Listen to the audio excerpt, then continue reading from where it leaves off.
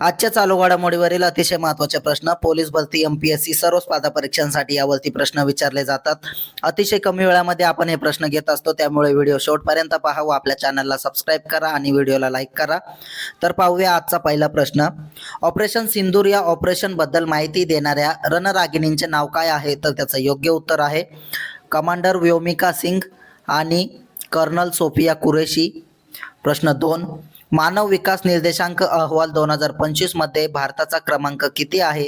तर त्याचं योग्य उत्तर आहे 130वा. प्रश्न 3. भारताने कोणत्या देशाकडून S-400 क्षेपणास्त्र प्रणाली विकत घेतली आहे? तर त्याचं योग्य उत्तर आहे रशिया देशाकडून. प्रश्न 4. जागतिक प्रेस स्वातंत्र्य निर्देशांक 2025 मध्ये भारताचा क्रमांक किती आहे? तर त्याचं योग्य उत्तर आहे 151वा. प्रश्न 5. भारतीय सशस्त्र दलांनी ऑपरेशन सिंदूरद्वारे किती दहशतवादी तळांना उद्ध्वस्त केले? तर त्याचं योग्य उत्तर आहे 9. प्रश्न 6. ऑपरेशन ब्रह्मा कशासाठी केले गेले होते? तर त्याचं योग्य उत्तर आहे भूकंपग्रस्त म्यानमारमध्ये मदतीसाठी. प्रश्न 7. भारतासोबत 2025च्या तालिस्मन सेबर लष्करी सराव कोणते देश सहभागी होतील? तर त्याचं योग्य उत्तर आहे अमेरिका, ऑस्ट्रेलिया, जपान हे 3 देश. प्रश्न 8. कोणत्या देशाने सरकारी शाळांमध्ये कृत्रिम बुद्धिमत्ता AI हा विषय अनिवार्य म्हणून समाविष्ट केला आहे? तर त्याचं योग्य उत्तर आहे UAE ने. प्रश्न 9.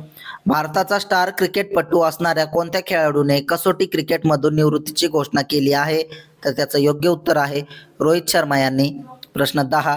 भारत तिबेट सीमा पोलिसांच्या 12 सदस्य पथकाने अलीकडेच कोणत्या पर्वत शिखरावर यशस्वीरित्या चढाई केली आहे? तर त्याचं योग्य उत्तर आहे मकालू पर्वत. प्रश्न 11. जागतिक परिसंस्थेच्या देखरेखीला चालना देण्यासाठी अलीकडेच कोणत्या संस्थेने एम फॉर नेचर लॉन्च केले आहे? तर त्याचं योग्य उत्तर आहे FAO कंपनीने. प्रश्न 12. राममन उत्सव कोणत्या राज्यात साजरा केला जातो? तर त्याचं योग्य उत्तर आहे उत्तराखंड राज्यात. प्रश्न 13.